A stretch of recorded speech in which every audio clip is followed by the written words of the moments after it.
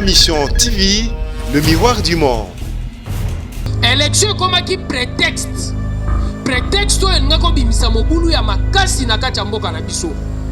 Et na kati ya prétexte wana mingi entre biso na classe politique tokomaki ko jouer jeu ya Kabila. Na dimension que biloko nyonso ya zomeka kotia lokola obstacle biso pe tokoya na jeu na ye. Alalité na ba stratagème na ye abule lisusu eloko mususu. Pour calcul na ye vandaki ne loko moko. Tirer en longueur aussi longtemps ta ezo umela. Tangu ta ezo umela et ko permettre à négocier na mindele pour ye akoka kotikala na pouvoir. Malheur na ye evandaki, je suis sûr na compréhension UDPS. UDPS a levé option directement ya kokende lisusu combattre contre machine.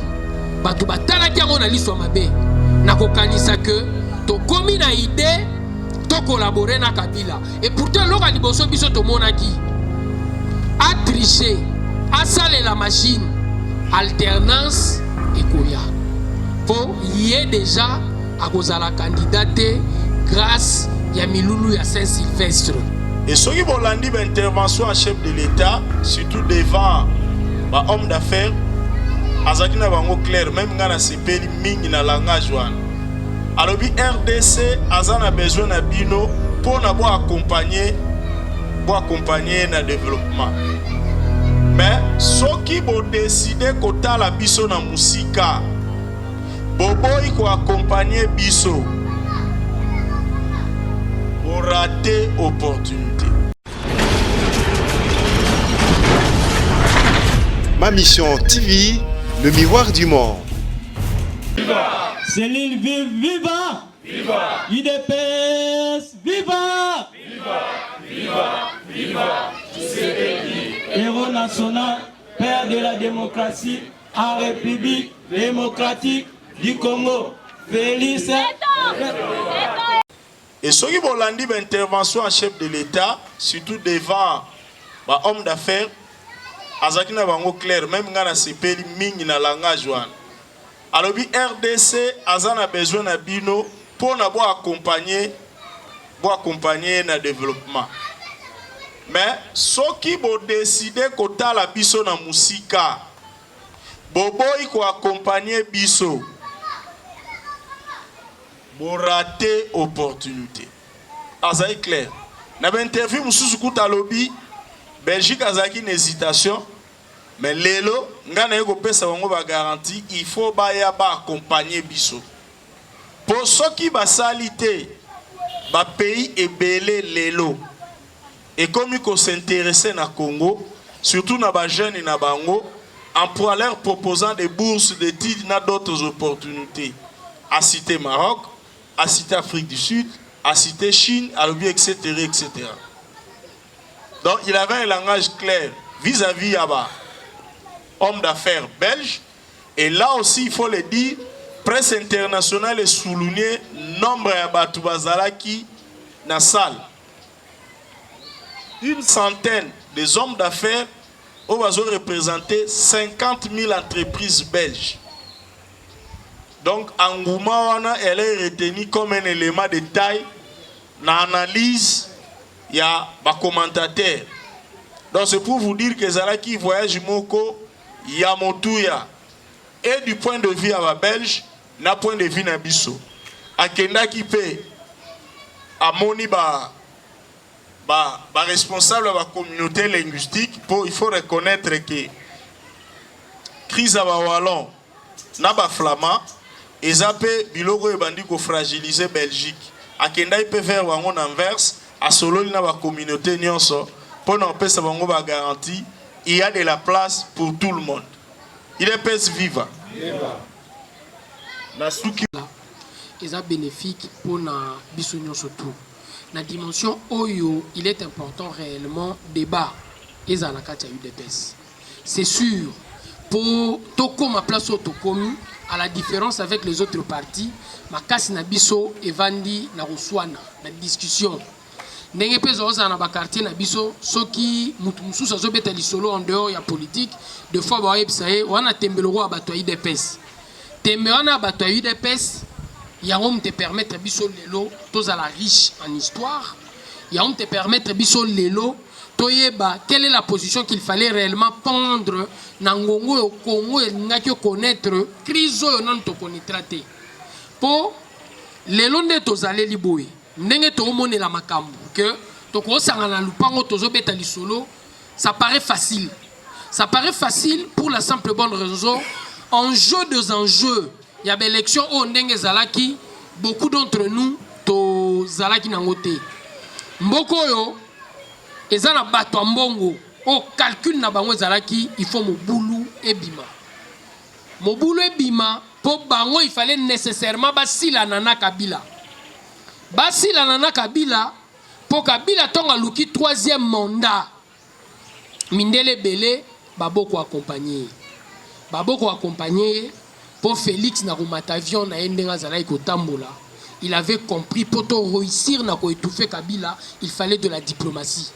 Donc il a tenté de circuler le monde entier et heureusement pour nous toute la classe politique congolaise na église catholique et kendaki na même sens ya rotala ndenge nini extérieur et accompagné Kabila te ndenge salaki na 2006 ndenge salaki na 2011 et Kabila était réellement coincé na kozala coincé wana yepa lobby il devait réellement régler compte na mindele ne loko bayaka koluka na mboka na biso po bayaka pamba te bayaka parce que y a intérêt et intérêt wana ya makasi evandi ne loko wa munene o biso topesaka na monde entier eza ba minéré et na kotala ba minéré ko koma 2016 Kabila a bougé code minier tant a bougé code minier na des faveurs ya bato extérieur va comprendre quelque part que Ngonge Koki il faut te régler compte une fois pour toutes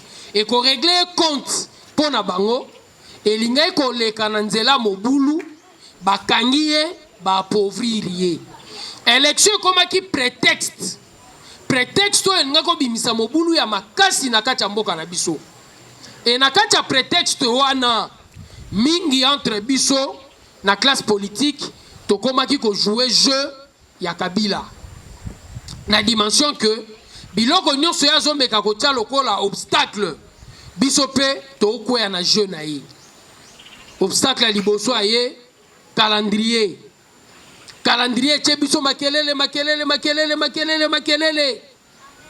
et na calendrier makelele wana esengi réellement il fallait ba écarter alalité na ba stratagème na ye aboule lisusu eloko mususu pour calcul na ye vandaki ne loko moko tirer en longueur aussi longtemps temps ezo umela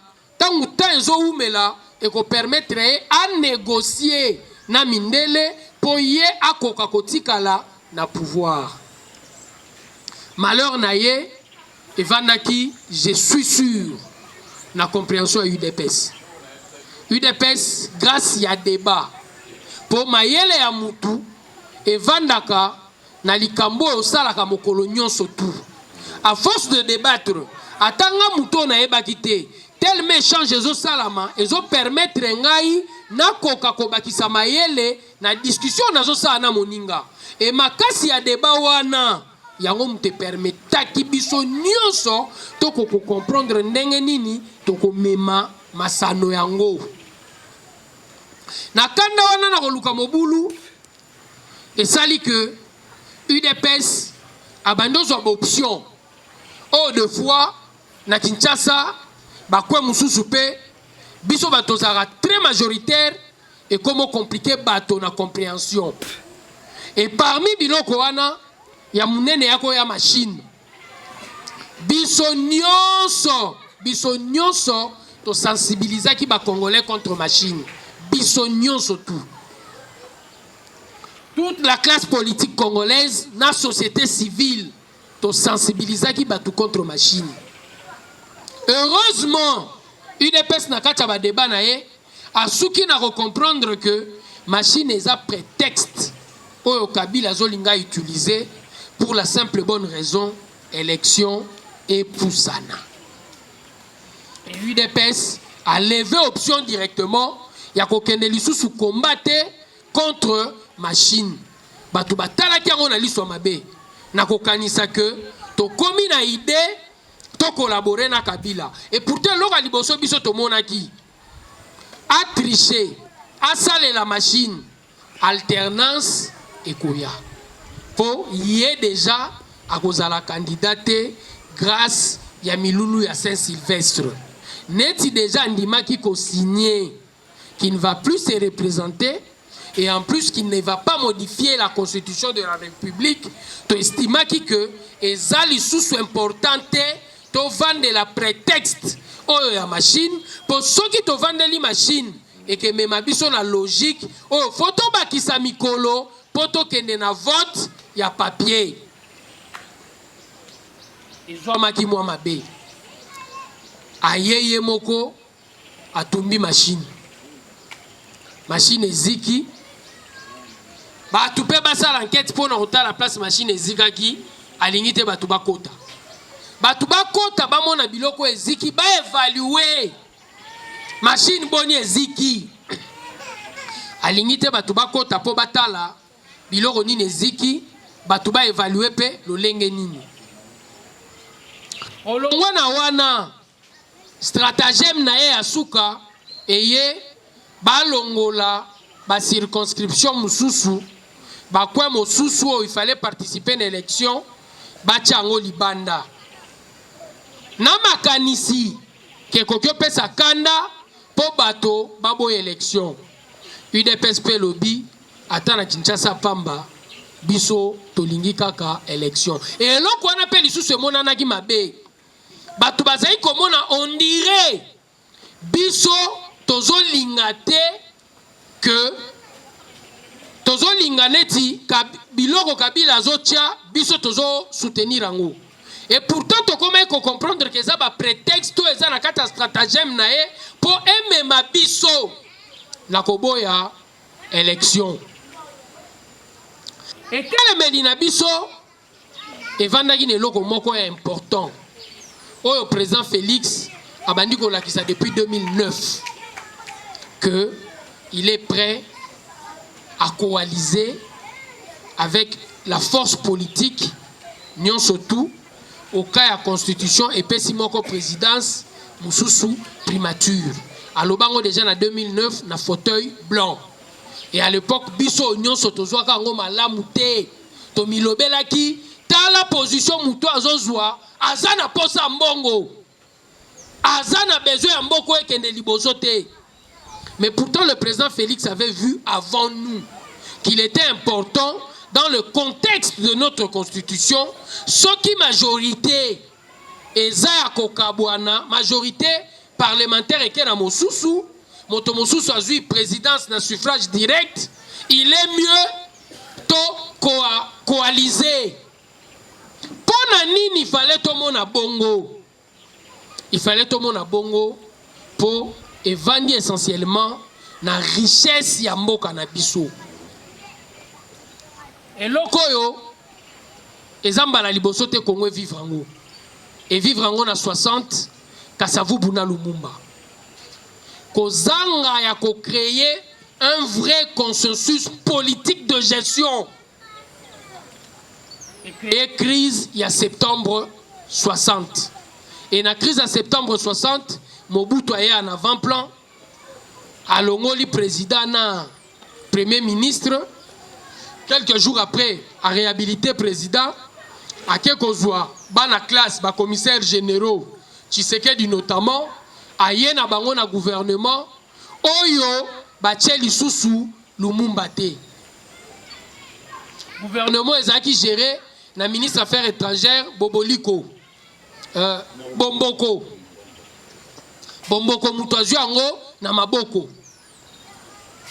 Crise wane se répétait lisusu na mboka na biso na 64.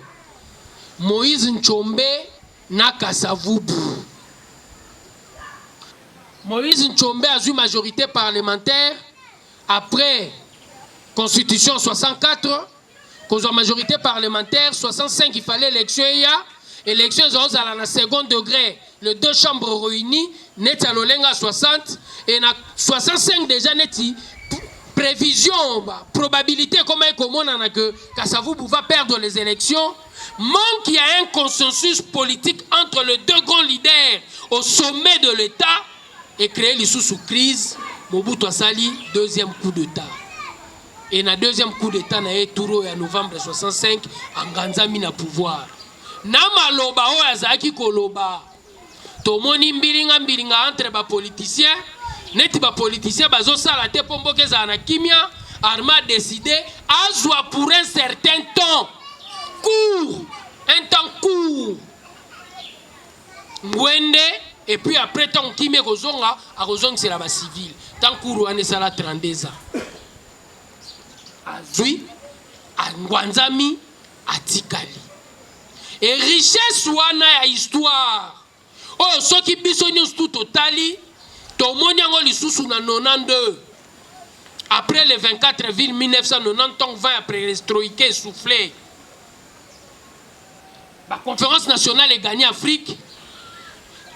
Awa Chebiso, Mobutu, na Tshisekedi, leader et aspiration profonde du peuple congolais, au sommet de la gestion. Et ça dit que manque il y a consensus entre les deux grands leaders et il y a la troisième larron, Mouzé, à 97, après une très longue transition. Nayango, kota la Congo na configuration nango actuelle. Et l'okwa mounene tozo gagné. Na koyoka président na Bruxelles, ba axe. Oyo ye à comprendre il faut chama yele pomboko yo ezonga mboka oyo na concert de nation et que zonge la place ya motuya paix sécurité et élément essentiel ya paix na contexte ya mboka na biso. Nous ne devons pas nous tromper, nous ne devons pas nous leurrer. Congolais a la même mentalité na français. Français chez Bango, Moutosito a tiki pouvoir, les institutions sont plus fortes que les hommes. Mais chez nous ici en Afrique, probabilité à coup de temps na bamboka na biso ezarana no écarté te. Na France le lotan ozobeta lisolo, na Belgique eza difficile, si pas impossible. Mouto ça la coup de temps anganzamba na pouvoir. Mais en Afrique, notre mentalité n'a ne sali bon psychologique ou anate, il y a qu'à comprendre que la force aux institutions. Na locution na yeli sous président Zongisi que il faut nécessairement abonder l'état de droit. Justice, il y a président de la République, ton justice, il y a la présidence. Mais une bonne et vraie justice. Et Zosenga biso troisième pilier, oya bengi changement de mentalité. Il faut nécessairement le bon psychologique et salama pour Congo. Et koka nécessairement, il y a qu'à vivre selon la mentalité. Il y a mentalité à bateau, va comprendre que place à Liboso, bati que la rango institution. Bateau, bakoleka. Une épaisse na contexte yo. A une responsabilité pédagogique. Il y a qu'à permettre réellement à les Congolais de la bombe psychologique. Pour l'élo, même pour Nabiso, une fois de plus, ils ont une facilité. Président proclamé, président confirmé par la Cour. Basodani Baokengelae. Vous avez commis toute la question partout. L'élo Basodo Baokengelae et Zaka Moura. Moura oyo ya Kabila muta créé. C'est l'eau mukiete, c'est l'eau munene à caractère pédagogique. Permettre réellement à ce corps autobengaka garde spéciale présidentielle bakotisa na mutu na bango par l'enseignement du président de la République que bozalaka ya motote, bozalaka ya président. Tangu ngape na kolongwa mokonjo akoya akozala kaka chef na bino Soki bato wana bakotisi eloko wana na lolenge wana na mutu na bango, c'est une avancée à caractère significatif. Pour dictateur avant vanda na mito, avant na mboka batu, faut mitu na bino, endi ma chef ya lolenge wana. Soki batu na mitu na bango, bazako s'accommoder te na dictature, olinga te, dictature ekoukuya. Et cet enseignement à caractère psychologique est eloko important au UDPS na contexte oyo azomeka kopesa. Vu élément ya mentalité congolaise, vu richesse ya histoire na biso, coalition na biso na FCC est plus que nécessaire. Aussi longtemps tous en a besoin de paix et sécurité, aussi longtemps le vrai état de droit, il y a justice aux la présidente, justice à la présidence, justice indépendante dans le pouvoir exécutif, et on est dans l'obligation, il y a qu'à privilégier la paix et la sécurité. Pour l'élo Congo, eza mboka moko et outi na kotatabana. Na kolanda na général Guy alobi lo mot important. Engouement ya ba homme d'affaires place président africain zo sala interview ezalaka kaka soki muto mbongo akomoza na posa ko ya ko investir pa na bino. Et eloko assuraka investissement en premier lieu eza paix na sécurité. Nazolanda na TV moko mususu miko Telecel oya salaka Telecel awa ba Rwandais bakoti na Congo bayambie pa Willy Kalengai bazali na Afrique du Sud. Willy Kalengai ebisie oza Tutsi ba Tutsi bazu position de place na pouvoir congolais. Qu'est-ce qui manque aujourd'hui aux gens na Congo au continuer à faire na yo? Alobi tu te trompes énormément. Affaire ça la maraté pour Neronayo Moutana pouvoir. Affaire ça la maka pour Moutazana pouvoir à sa visionnaire. A créer les bino ba conditions, oh bino ba homme d'affaires tant bokoya ko ça l'affaire en aucun moment pour perdre un bon na bino. Tant yozo betelanga lisolo Congo na minute na obetelo lisolo na Congo zo kanza bataka inga pona tuti. Ndenge ba koma ko lobake Telecel et pesa information na Rwanda na ucho perdre un bon belé na Côte d'Ivoire. Pour l'instabilité politique. Africain, chef d'État, ba visionnaire té. Moutoambon walingaka place makelele ya mandoki ezate. Et le pouvoir de Félix, le pouvoir de l'UDPS, le pouvoir du Congolais actuel, ils ont permettre qu'on susciter espoir. Et ceux qui bisognon surtout, n'enge président de la République américaine Koloba. Bisognon surtout to s'impliquer. Congo et zo kende na décoller. Soki bisognon surtout to boyi. To tikali na mentalité na biso ya chaque jour. Oya kokanisa, mutu akoya kobongisa outa na Gombe. Mutu akoya kobongisa ezaka bourgmestre, mutu akoya kobongisa eza ministre Songolo, au lieu yeba en premier lieu. L'acteur y a développement, l'acteur y a changement ezangai.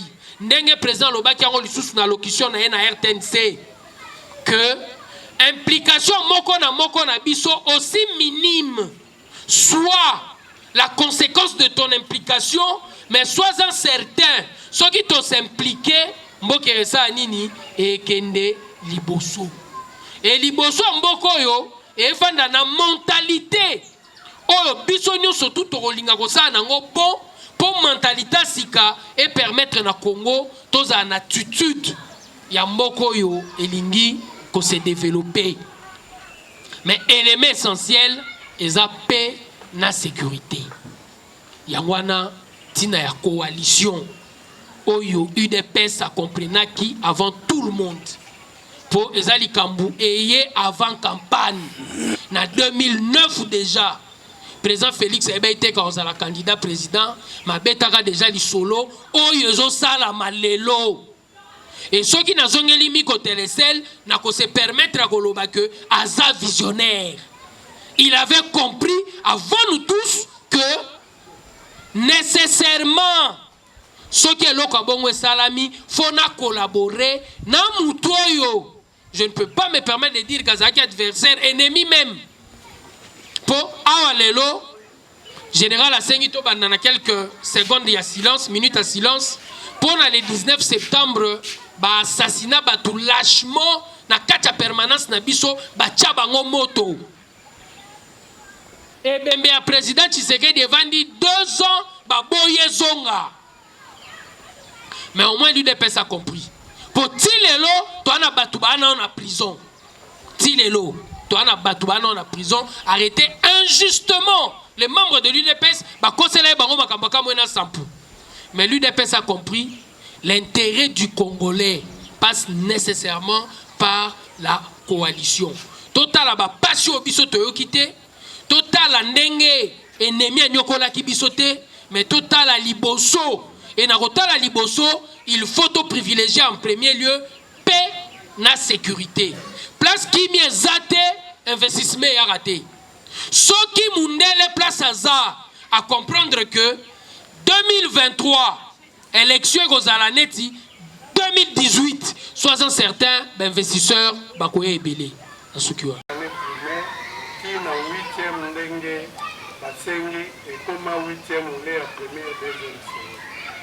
Mais tu es un ministre aye à contredire à l'objet que les autres sont dans 6e primaire, tu as 7e ou 8e, il faut bafouta, soit l'État a consolé le gouvernement pour fixer montant moto pour essayer de fouta. Et puis si vraiment confusion dans le quartier, dans le moment, il y a un autre qui un peu éclaircissement.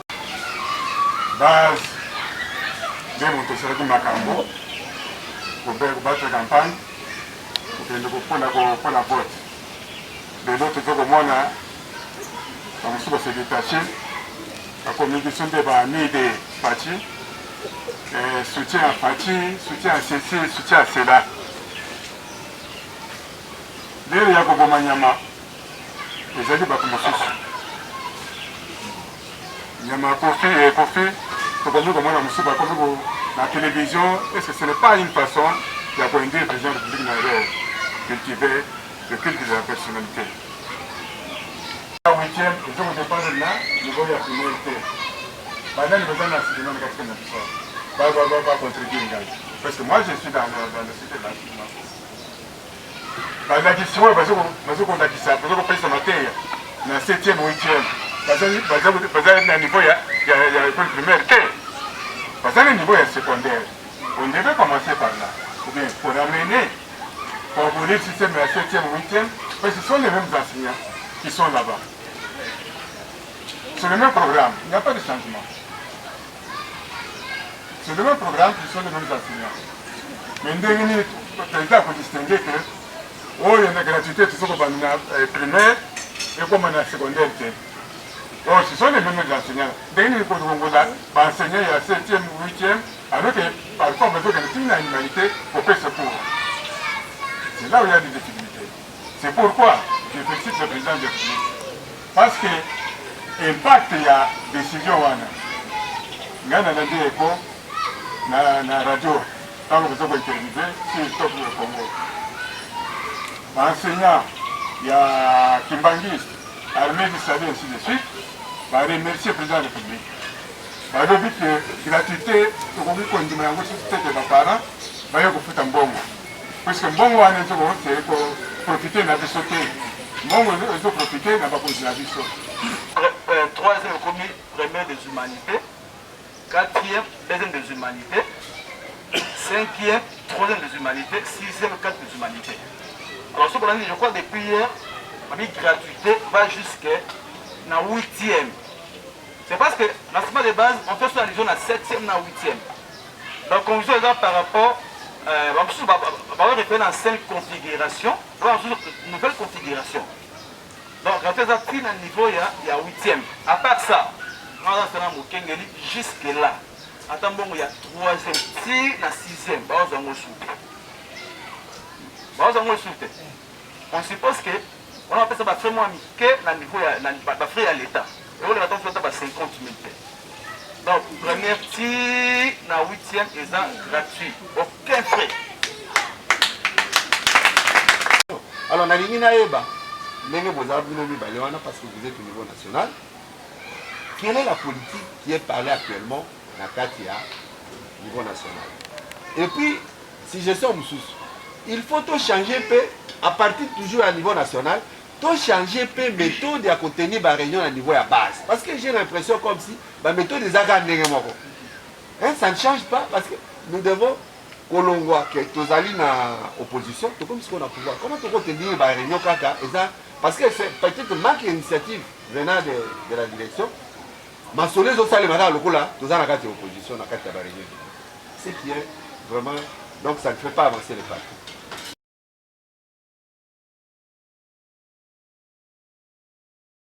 Viva, viva, viva, Tshisekedi, héros national, père de la démocratie, en République démocratique du Congo. Félix, chef de l'État. Tina ya ba réunion oyo eza l'implication du peuple congolais. Et le président, dans mon clip na balekisaki na RTNC, azalaki clair. Le Congo ne peut que changer, ce qui changement de mentalité et comme réalité na kati mboko yo. Na interview na TV5 azongeli ango.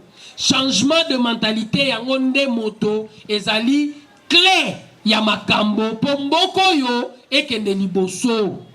Na lisolo 15 millions la kisi que eza moto ana poste à responsabilité azo senga rétrocession. COP to komisango eloko ya normal. Donc son osa la COP eza eloko mabete. Et COP wana nde muto ko ma république pour mentalité na biso. Eza mentalité ya attitude ya bato balingité Congo et comme les États-Unis. Pour Congo kende liboso, en premier lieu, c'est l'implication du peuple qui va permettre au pays de décoller. Et implication wana, ils ont eu un changement ya mentalité na biso. Passage na Yesusu ya lelo et l'exhibition que Félix, c'est quelqu'un qui s'est préparé à fond. Na terme no linga mikolo la vengeance du sol sur le sous-sol. Donc une réflexion de taille pour le relaxer que sous-sol na biso, il y a des problèmes na biso. En jeu à 2016, il y a bagarre automoni à machine et ça là qui bagarre, il y a sous-sol na biso. Donc mindele pour na bango, il fallait mordicus finir avec Kabila pour à bouger code minier. Et Félix comprend que le meilleur moyen de résoudre ce problème et ça, to vandi cette économie na biso kaka na sous-sol te, mais économie na biso vanda tout na sol. La vengeance du sol sur le sous-sol. Donc à chaque fois, azola qui s'habille avec griot que a préparé makambo pour la gestion pour ce qu'on vision. Et ça en 2009 ne Félix Azoloba. Même s'il faut collaborer avec Kabila, je veux le faire. Na fauteuil blanc. Oh, ngai une époque on a nobaki tala mwana Tshisekedi o moyipi azoluka mbongo sans comprendre pourtant qu'il avait vu juste qu'on les kabiso que soki Kabila longwete mobimba po azu majorité parlementaire ndenga yebisi ba journaliste français elle va ozonga la question ana alobi oh est-ce que Hollande na Sarkozy baza ba président honoraire te baza ba président honoraire mais bon ba pona raté abi mais voilà ba pona raté pour baza ba chef ba parti te batika ga parti mais chez biso mutabimi na majorité parlementaire et aza leader ya majorité wana c'est Kabila c'est normal il faut nécessairement travailler na ye donc question moko français ko comprendre na ye oh mutunis tout partout ko comprendre na ye. Mais il voulait nous faire croire que le Congolais est bête et ne comprend pas que la majorité parlementaire et Yakaki na Motomosusu, oh il fait tout ça, naye coalition. Donc j'estime quelque part l'implication na biso nous te permettre mboko yo et kende liboso. Pour une première, le président s'est déplacé. Non quand ça te au monde ba geste bénin. Place à Sali réunion. Dans les hommes d'affaires belges, il y avait à peu près 100 hommes d'affaires belges. Ils ont représenté 50 000 entreprises belges. c'est pas facile. Quand un président se déplace, il faut que Batouambongo sérieux, babanga kamakele la babote. Mbongo elingaka makele la mando kité. Mboka na biso so connaître vrai kimiate, ba vrai investisseur pour misale créame. Bakoyate pobaya fo kimia. Kimia wane ko uta na attitude au Congolais azui. Attitude a mweza ndenge nini? Lelo moura comment comprendre que azalaka moura ya Kabila te mais moura ya président.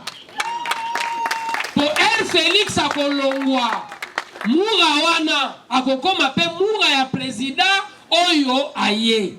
C'est l'UDPS qui devait prêcher ça pédagogiquement. Et Félix avait compris avant tout le monde que le meilleur moyen à permettre au Congo, c'est la bombe psychologique. Il fallait nécessairement tout coaliser. Et je crois pour la Lelo, la Soukiwa. Attitude nini. Oyo base. Et c'est biso to ali ba leader d'opinion. Je serai batebele. Alors attitude nini. Oyo base. Ekoti kozwa vis-à-vis la situation. Président, dans la famille membre, n'a pas militant à UDPS. Mais vu que UDPS, en tant que personne morale, parti politique, modèle de personne morale pour UDPS a s'inspiré pendant de longues années. Il a dit parti membre sud-africain Nelson Mandela, ANC. ANC, tant que l'ONU régime apartheid, et ça l'a dit, commission justice et vérité, je crois, ou réconciliation et vérité. Et les qui sont dans la télévision, bato oyo ezala na mindele na bayindo, bato oyo nyonso basala na kimabe, ba assumer yango publiquement dans la télévision et basengani pardon, ils avaient avancé. Mais avant on a comprendre avec notre pouvoir. Selon le commun de Congolais ou le commun de Guinée, là où je vis, ils ont limé l'impunité. Ou bien, président, est-ce que, National Diabanda, est-ce que le parti le cache le pouvoir directement et qu'il y ait un modèle sud-africain organisé une commission justice-réconciliation. Il y a Moudoutou qui m'a dit dans le bigano, Ngaï, na Gérard qui va prendre sous bien na détourner autant. Calais Vaillé, Ngaï, on a protégé le pouvoir de Kabila, na bomaki autant de Congolais. Ngaï, Yav, na détourné autant. Olimbisa Ngaï, tout ça, la bomboto. Peut-être ça. On doit coaliser pour la paix, pour la sécurité et pour le développement. Mais il y a une chose qui est la base de notre. La base, vous savez, nous venons de très loin. Il y a le sang qui a été versé. Nous avons besoin de voir certaines personnes payer de ce qu'ils ont fait de mal. Mais comme nous sommes en coalition, nous pouvons adopter ce que notre frère a dit, vérité et réconciliation. Au moins que certaines personnes reconnaissent ce qu'ils ont fait de mal, parce qu'on pardonne à celui qui demande pardon. Baï, combo ya combattant cœur. Nazali, au fait, naba mituna o nangina tuna. Oui, eza bien pour le banabiso de la coalition, oui. Mais nandimite même ceux qui mutasali mabe abomi mutu, ceux qui a sengi nzambe bolimbisi, nzamba limbisa gaye, et les conséquences landaka été. Les conséquences restent toujours. Retard au biso tozui, c'est parce que FCC mutazali na gestion ya mboka. Nga na bundisi Kabila pendant 12 ans, zwana âge nanga longola 12 ans. J'ai risqué ma vie. Sikoyo batu wana bino bozebisa biso ke note tokoma kovanda na bango esika moko. Entre temps, Mende a construit, Mende a volé mbongo na ngai oyo nga pe na kokai ko avancer na vie na ngai. Sikoyo ngai fo nandima ya tambola na jeep a rouler carrosse pendant que moi je fais les pieds. Sikoyo eloko wana nde bino le tellement que boza likolo boza na sommet ya parti. Les gens ont que non, il faut tondre mayango. Boye bien que ça passe. Mais vous acceptez quand même que biso tondre mayango. Boye biso garantie nino yo, bino bozo pesa biso par rapport à alliance autoza na biso na FCC. corruption alingi te songa yengi na tuna bandeko bagéraki na Kabila tellement de tosali alliance koyiba na bango bayibaki totiki yango eke boye mbongo leto bango bazwaki totiki bango na bomengo na bango banginda nango bavana nango mpe baoyo bauti kogere pendant 7 mois oyo président oti kosala oyo bakoodite bango te awa bango babimi donc mbongo leta soki bayibaki eke nango sikoyo boyebisa biso kobundisa banti valeur yango tobundisa yango ndenge nini soki audit ezali kosalema te. Quelle est l'attitude qu'il faut réellement prendre? Naza sur la vérité libère. Eza kaka phrase biblique te. Ne loro nyos tout au salaka pour ozwa résultat positif faut en la vérité. Jidoka faut en la vérité jido. Scientifique faut en la vérité science. Vérité na yom te zo permettre réellement aux à la libérer pour aux à la possibilité on peut sa solution grâce à vérité. N'enge peut aux à la politique muto aza na vérité à contexte à sali bonne analyse yé mutazwaka bon résultat. Si vous avez une mauvaise analyse en partant de tes informations, vous avez la peine à mauvais résultat. Il est important pour nous. UDPS efficacité na mo vandi na ba réunion amike mike. Ba réunion amike mike et ça là que to sala na kati ya débat. Débat wana na choc des idées lumière jaillit. Et quand la lumière jaillit et ça là que combattant UDPS na analyse azalaka différent na ba combattant mususu. Et j'estime que l'on peut permettre biso to avancer. Na bandi na biloko mninga la biso par rapport à l'ANC, réconciliation et vérité. Je suis sûr que le président était très éloquent. Na zoni tango solo la na ba congolais na Belgique. Alobi na boy justice ya président to justice à la présidence. Na lisolo wana tango yena ngo devant ba journaliste na préoccupation na bino ya alliance pour na kokanga Kabila alobi boye je refuse de fouiner. Je suis sûr et logo moko ezala la qualité Félix ayeba reposer ba mot français tango obeta lisolo ya ko fouiner ayebi tina poser mot wana ko fouiner c'est vraiment cette façon de chercher avec acharnement ba faute Yabaninga. Et c'est ce qu'il a voulu dire. Il refuse de fouiner. Nakobeta li solo ayuma. Alobi, naboya ki na pese impression et acharnement. Boyebi ke naboya ki yuma za la premier ministre. Ce qui na longola ki sous na poste wana. Pendant naza na ba preuve ya 100 millions de détournement et kobima acharnement. Ça, ce sont des leçons de l'état de droit qu'il est en train de nous donner. Quand Tobet Alisola Yuma, cet exemple-là, c'est éloquent.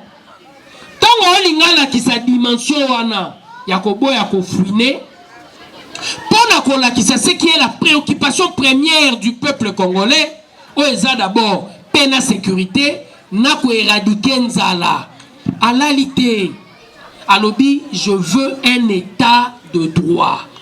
Et dans l'état de droit, je veux une très bonne justice. Ce qui justice c'est ce qu'il a dit.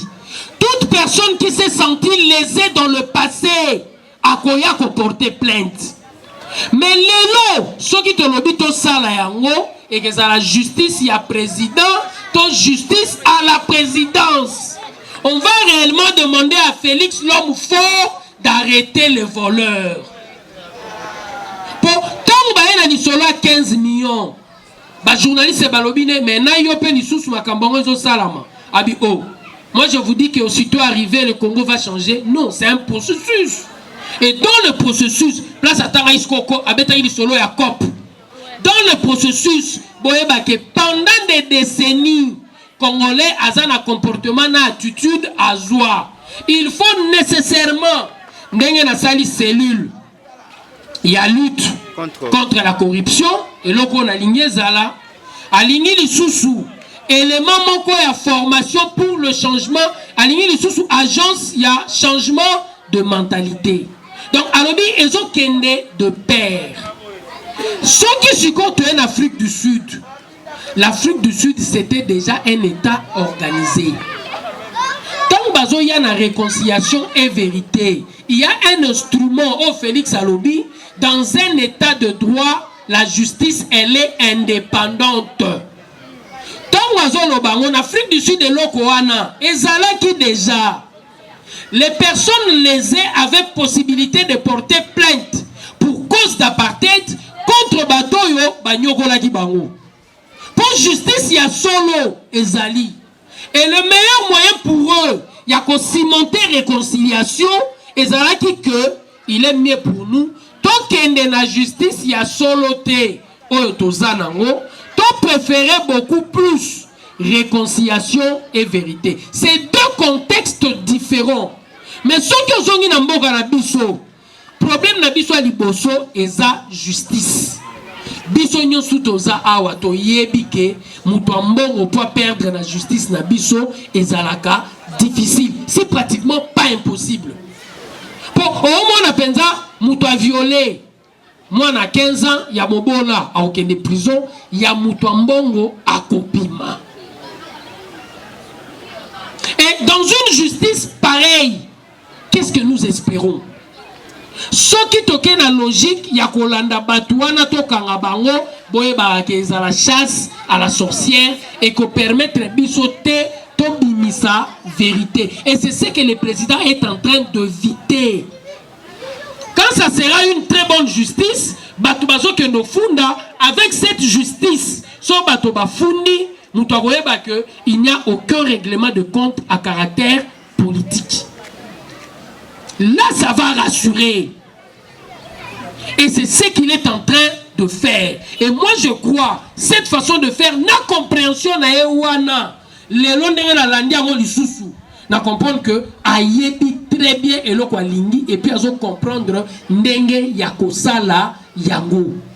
Que justice, et il a dit ça, que dans l'avenir, bateau se senta qu'il les est bakofunda. Les deux contextes a une scène oyo ezokende némoroté. Et on ne force pas les gens à oublier le passé. Nous voulons assez que dans le contexte de la justice à solo goya, bateau barosala lésé barosa anini bakofunda. Observation la l'équipe.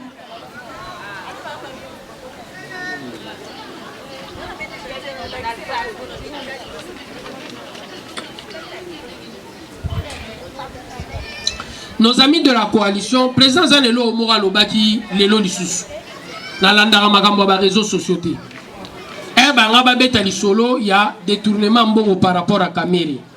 Et je suis sûr aussi, nous tous ici, nous sommes acteurs politiques. Si on a monnaie logo na réseau, na meka ko luka ko fouiller, na tala bien, ce qui est ça crédible. Na ba réseau ba beta maso musu solandi pende yeux en pleurs. Aux élians au top Congo, aux élians au RFI, au Tigali Goyoka. Et donc j'estime quelque part, il y a FCC, na landi bangote, na moni oka na ba réseau. Et ceux qui sont na ba réseau, ça batu mutu bazotia. Mais ceux qui paient ba imi, ça m'a bêté, baza batu. Que ah neni na lobi bongo biso ezo soit biso, baza batu, ezo soit bango parce qu'ils se reprochent réellement quelque chose.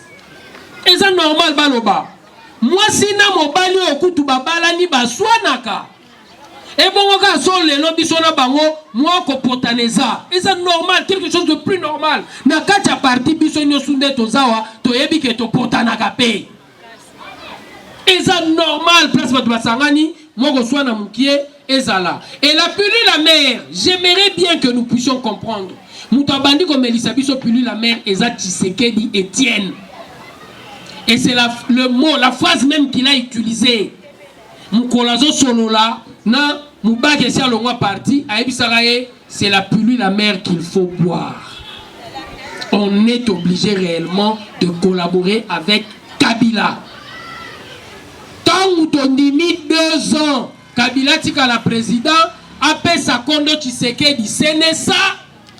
Premier ministre pas Outawapi, n'a eu des pèses. C'est le Sphinx, nous tendons collaboration sur le Sphinx.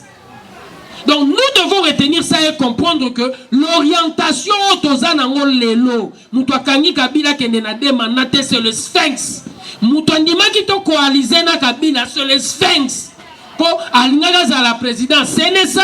Il y a Tigani, président de la République, 2 ans premier ministre à UDPS a organisé nini l'élection. Et cette pilule la mère, Tobandai Komelango Ngongawana. Au long de la pilule la mère, Negonanga Kate, Azoni na Likambuya. Atie 3 questions wana. Yaliboso garantie la lutte contre les antivaleurs et anecdotiques à Bango. Je crois que j'ai répondu à la question. Quand il y aura une bonne justice, soyons certains que nous allons avancer. Et le président doit comprendre qu'il doit y avoir une dimension pédagogique pour permettre aux Congolais de tika makambebela mabe. Cop à lobby, cop, biso nyos, même biso ba membre IDPS, tolo barango. Et tu es dit que tolo baranake cop, ok, alors au moro, il y a peu crédible. Voilà, mais to lobaramayou ya wana to lobarango biso nyoso to légaliser yango.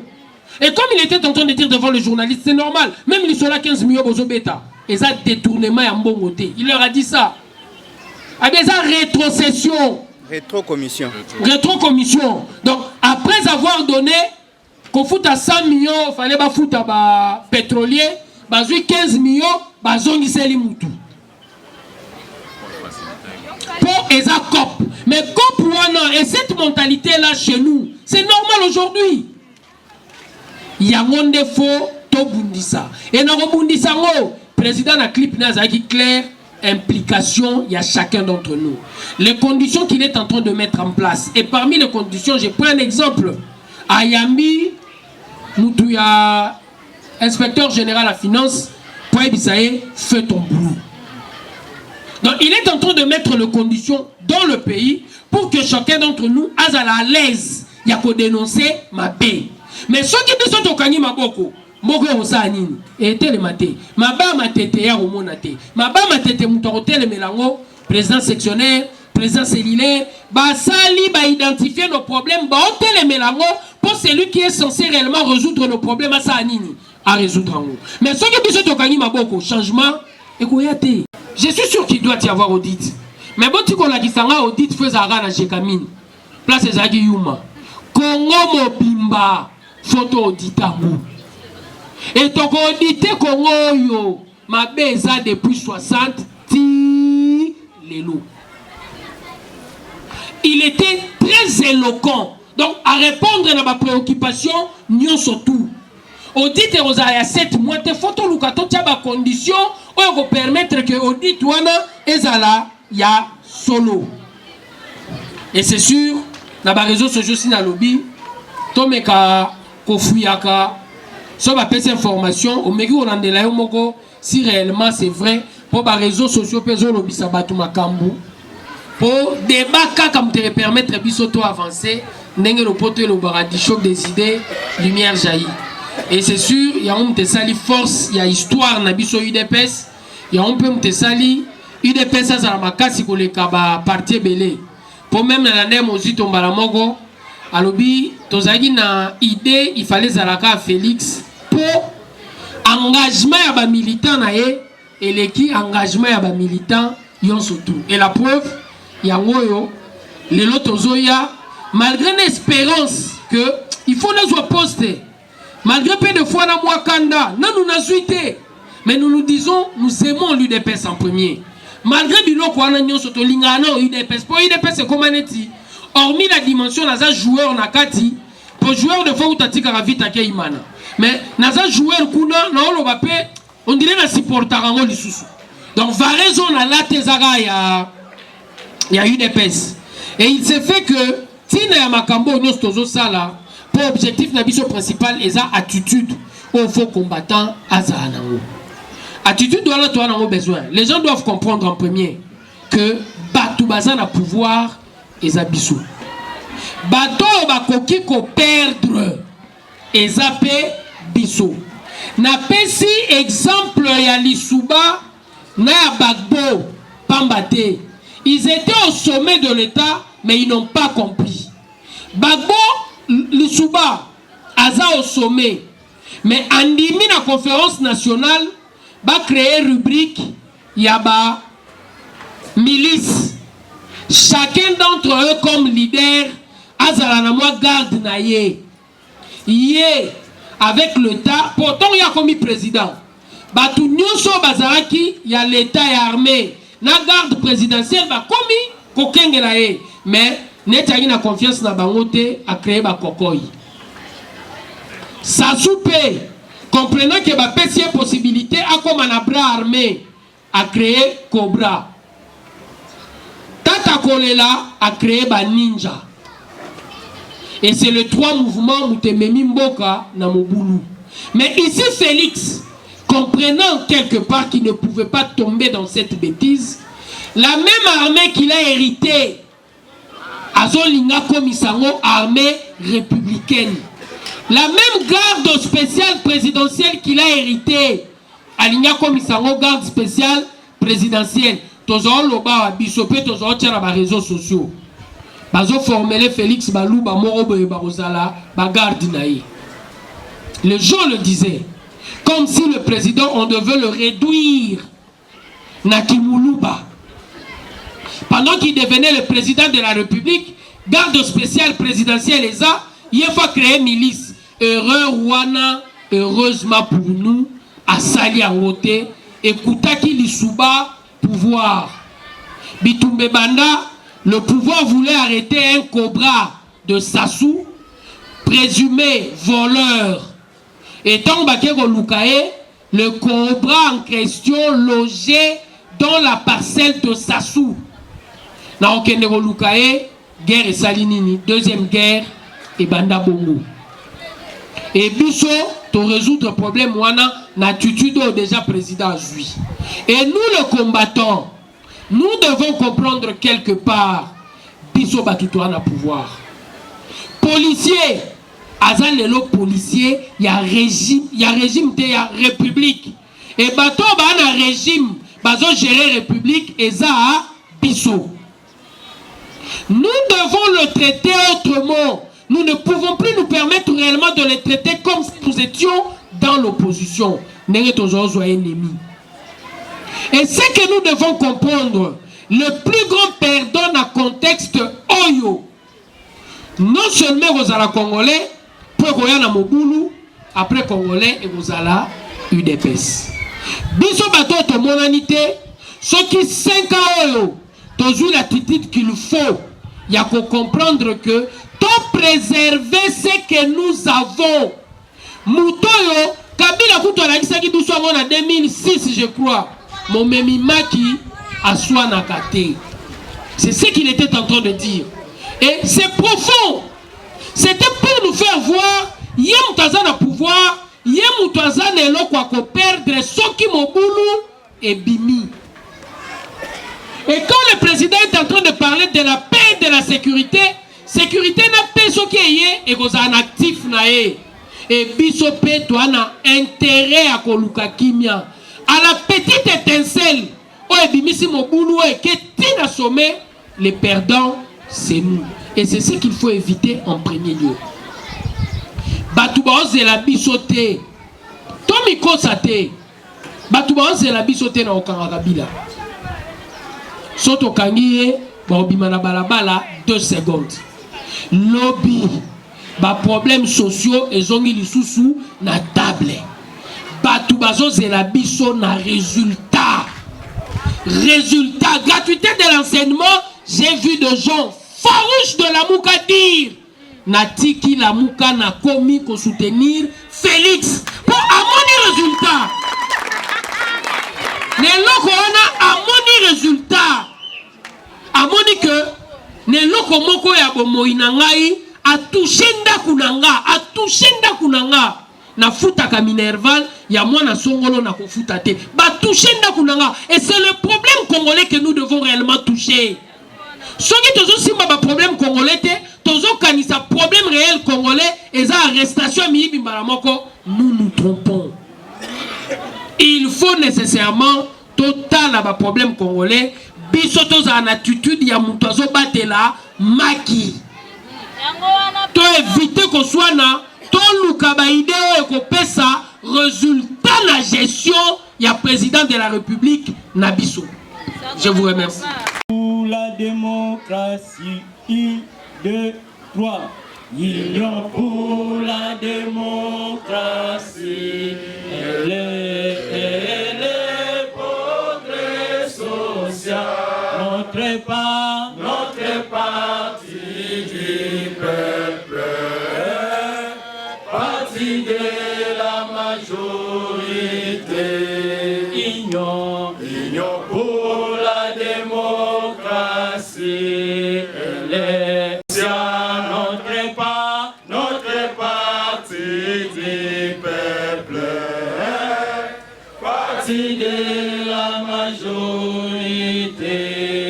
IDPS, IDPS, IDPS, IDPS, IDPS, IDPS, IDPS, IDPS, IDPS, IDPS, les pouvoirs qui sont l'émanation. IDPS, IDPS, IDPS, IDPS,